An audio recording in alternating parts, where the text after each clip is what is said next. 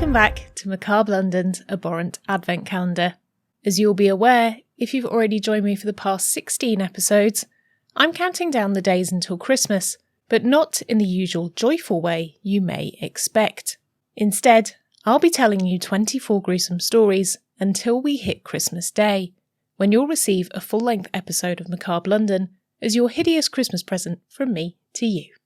Under door number 16, we learned about how your Christmas decorations could ruin 2021, and how best to avoid inadvertently cursing yourself for the following year, or how to use mistletoe to deflect evil spirits, and you may just wish to grab some, as under door number 17, we learn about the witches of Christmas.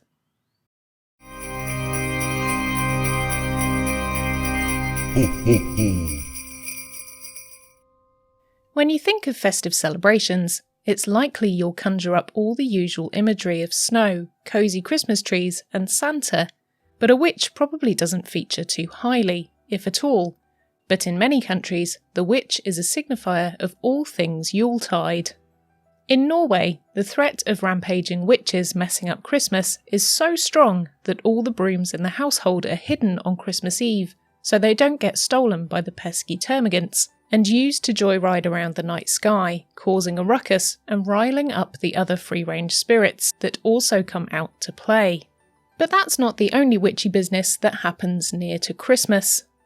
If you're ever in Italy for Epiphany on the 6th of January, the day the three wise men deliver their gifts to the baby Jesus, then you may just get a glimpse of the Christmas witch La Befana.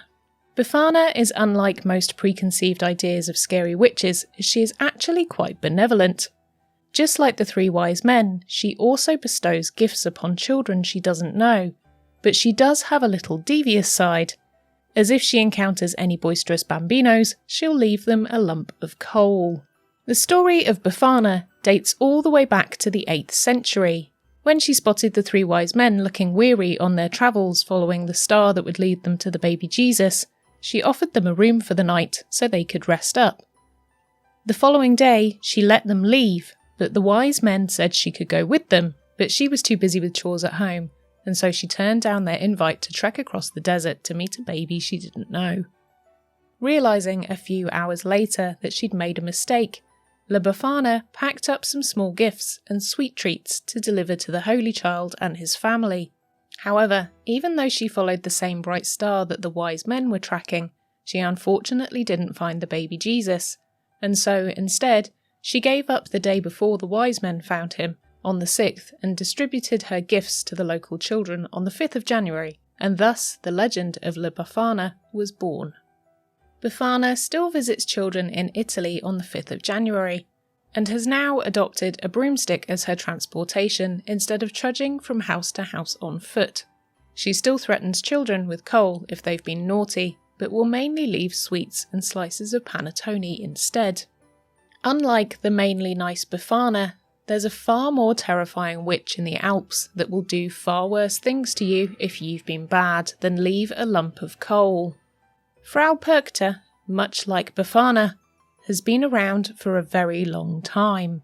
Thought to have first been documented around the early Middle Ages, she seems to be a convergence of several goddesses of the time, but her actions are more akin to the demon-banishing practices seen during Yule.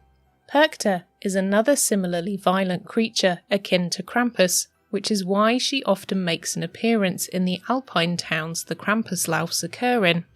Often just as scary as the Krampus, Perchta appears as a haggard, tall humanoid, bedecked in tattered clothing, and with one very large webbed foot.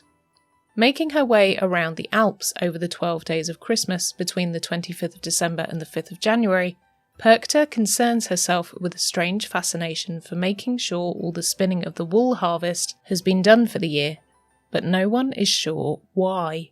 If her appearance is anything to go by, particularly her large foot, it can be assumed that perhaps she was a spinster herself who took her job so seriously that it gave her a deformity, causing her to project her anguish on everyone in the town.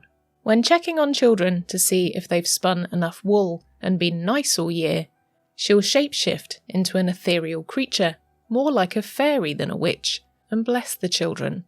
She'll leave treats for those that have done all their work and hide coins and small gifts around for them to find in their home. For those that have failed to meet their requisite targets for the year, she'll capture them, slit open their bellies, pluck out their insides and replace them with a mixture of straw and pebbles before sewing them back up to display as a gruesome totem to all the other children, to make sure they get their work done before the 12 days of Christmas is over, or else they'll suffer the same fate.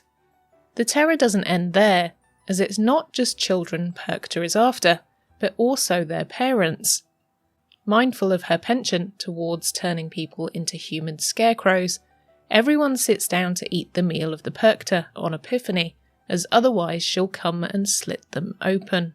A traditional meal of fish and gruel should stop her from appearing, but should you decide that delicious-sounding meal is not what you want to eat for supper, you'll soon be turned into horse food. So if you're ever in the Alps after Christmas and you hear the sound of uneven feet approaching you in the snow, you may wish to check that you've met all of your deadlines and finish making that scarf you started knitting before scoffing down some fishy gruel, or else you may just end up as one of Perchta's human-shaped scarecrows.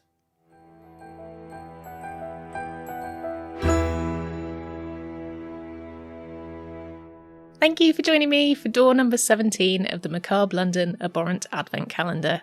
What do you think about being visited by a Christmas witch? Let me know in the comments below or on my social media if you're listening to the podcast.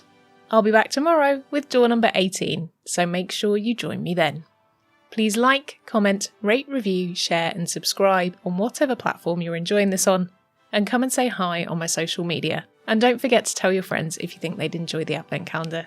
If you'd like to support the show, then you can do so by signing up to my Patreon, buying a gift from the Amazon wishlist, or making a one-off donation via the Acast supporter link. The links for all of these will be in the description and the show notes. And a huge thanks to all our patrons, supporters and people that have bought gifts from the wishlist. It's been so nice for people to support the show and for me to know that you want to keep hearing these macabre tales. Thank you for joining me. I've been Nikki Druce and I'll see you for door number 18 tomorrow.